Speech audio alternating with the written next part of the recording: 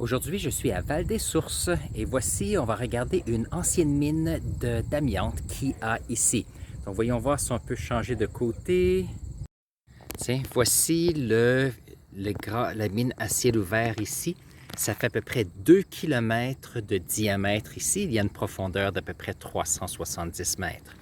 Regardons un peu quelques informations. Donc ça, c'est une ville qui s'appelle Val-des-Sources depuis 2020. Avant ça, c'était une ville qui s'appelait Asbestos, basée sur cette idée que c'était une mine d'amiante. Voyons voir quelques infos ici. Alors, vers 1881, on extrait le chrysotile et ça c'était fait à bras, et c'était fait par des mineurs.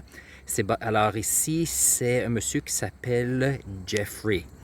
Alors ici, on a commencé avec les grues, on a commencé à amener les machines. Dans les années 1920, on a commencé à envoyer on a des machines à vapeur. Donc ici, pour pouvoir faire notre mine ici à grande échelle, on avait ici des grandes pelles pour faire la mine. On a aussi regardé un peu quelques dynamitages souterrains. Je ne sais pas s'il y a eu beaucoup de transport ici. Donc l'amiante est utilisée pour faire des matériaux par feu. Et par contre, dans les années 1995, je pense, le gouvernement du Québec a fermé l'exploitation ici de l'amiante, et le Canada a aussi fait une annulation de l'extraction et de la vente de l'amiante sur le marché mondial. Donc voilà.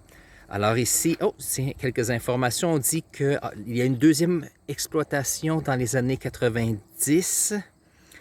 Alors ici, et voilà. Donc je ne sais pas exactement. Pendant longtemps, on dit l'Asbestos a pu se vanter de posséder sur son territoire la plus grande mine à ciel ouvert au monde. Gigantesque, la mine à ciel ouvert a une profondeur de 370 mètres et un diamètre de 2 km. Voilà. Les galeries de la mine souterraine se trouvent sous la mine à ciel ouvert. L'extraction du minerai se fera à 650 mètres sous la terre à l'aide d'une brise-roche mobile. Voyons voir si on peut regarder l'ancienne map, l'ancienne carte qui est ici, une photo. Donc ici, ce n'est pas nécessairement facile avec le soleil. Voyons voir. Très bien. Donc peut-être qu'on serait mieux de faire ça comme ça. Donc ici, nous avons le puits qui est ici et nous avons une zone de production qui est sous terre ici. Mais ça ne s'est pas fait pendant longtemps puisque nous avons la mine Jeffrey a fermé dans les années 90. Alors voilà, c'est ce qui reste ici de cette mine à ciel ouvert pour l'amiante.